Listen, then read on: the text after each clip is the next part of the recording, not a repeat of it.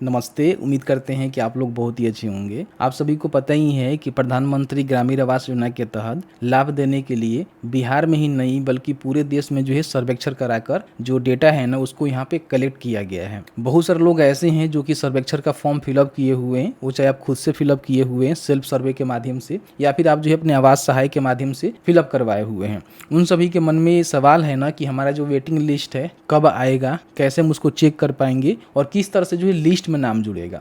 अब इसको लेकर जो अपडेट यहाँ पे निकल के आ चुका है कि आपका जो लिस्ट में नाम है वो कैसे जोड़े जाएंगे, किस किस प्रोसेस को जो है फॉलो किया जाएगा और लिस्ट आप किस तरह से देख पाएंगे। क्योंकि बहुत सारे लोग जो है लिस्ट को लेकर परेशान है कि हमें जो लिस्ट देखना है उसकी रिगार्डिंग की जानकारी इस वीडियो में हमने कवर किया हुआ है। तो प्लीज़ वीडियो शुरू से अंत तक लेकर जरूर देखिएगा और वीडियो थोड़ा सा भी अच्छा लगे तो प्लीज़ वीडियो को लाइक करिएगा।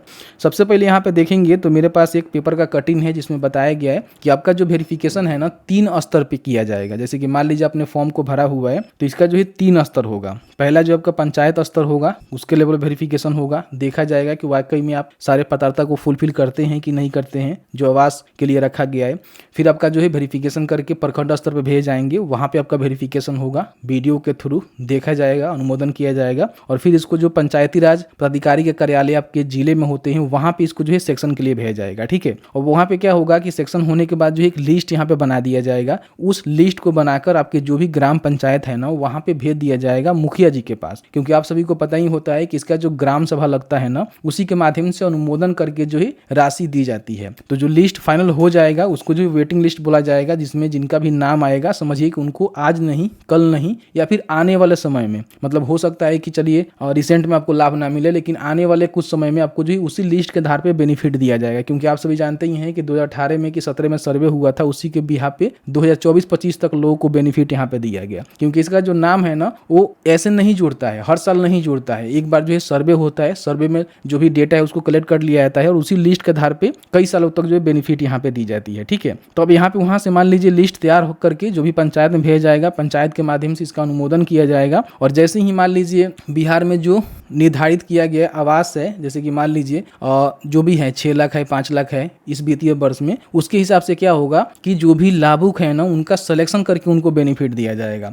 तो सिलेक्शन कैसे होगा, वेटिंग लिस्ट तैयार करके जैसे ही पंचायत में भेजा जाएगा तो पंचायत के जो जनप्रतिनिधि हैं यानी कि मुखिया जी हैं उनके द्वारा एक जो है ग्राम सभा लगाए जाएंगे। ग्राम सभा में कुछ सदस्य होंगे और ये निर्णय लिया जाएगा कि हमारे पंचायत में 15 गो, 20 गो, 50 गो या फिर 100 गो आवास आया हुआ है तो ये जो है किनको दिया जाए, समझ रहे हैं ना। तो उसमें क्या होगा कि आम सभा में मतलब ग्राम सभा में देखे जाएंगे, इसका अनुमोदन किया जाएगा कि फलानवा ठीक है, फलानवा को सबसे पहले दिया जाए, उसको दिया जाए, एक गरीब है, मतलब इस तरह से बहुत सारे लोग जो है पैसे देकर भी आपका बेनिफिट आपको दिलाते हैं, वो सारी चीजें होते हैं। ठीक है, तो उसमें जो नाम फाइनल करके भेज जाते हैं कि हाँ मेरे पंचायत में इतने आवास की स्वीकृति दी गई थी जिसमें से ये व्यक्ति जो है सबसे ज्यादा जरूरी है इनको आवास देना। ठीक है, तो वो जो है डेटा चला जाता है फिर आवास के जो भी विभाग है उसके पास और उसके द्वारा जो है सेक्शन करके आपका जो है पोर्टल पर लिस्ट भी आता है इनका जो है सेक्शन हो रहा है। फिर उनका वेरिफिकेशन करके उनको जो भी पैसे हैं ना, जैसे 3 किस्तों में आपको मिलते हैं, 1,20,000 रुपये जो है सहायता राशि मिलती है जिसमें आपको 3 किस्त होता है, 40-40-40 करके जो है 3 बार दी जाती है। और बाकी अगर कोई तराई क्षेत्र है,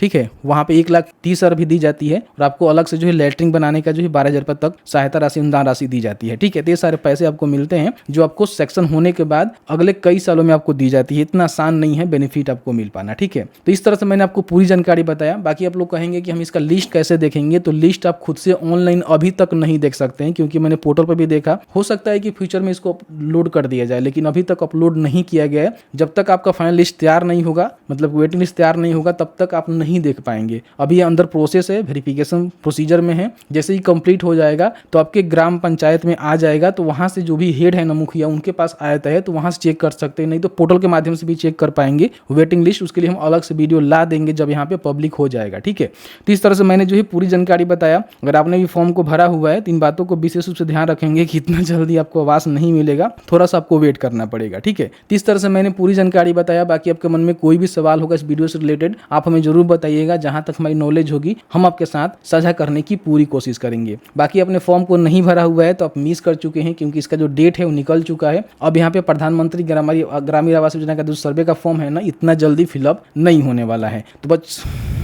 अभी तक आपने इस वीडियो को सोशल मीडिया पर शेयर नहीं किए हुए हैं, जैसे कि मान लीजिए फेसबुक हो गया, व्हाट्सअप हो गया, तो वहाँ पे शेयर कर दीजिए और एक प्यारा सा कमेंट भी करके जरूर जाइएगा। चलिए मिलते हैं एक नए वीडियो में एक नए टॉपिक के साथ, तब तक के लिए वीडियो देखने के लिए आपका बहुत बहुत धन्यवाद।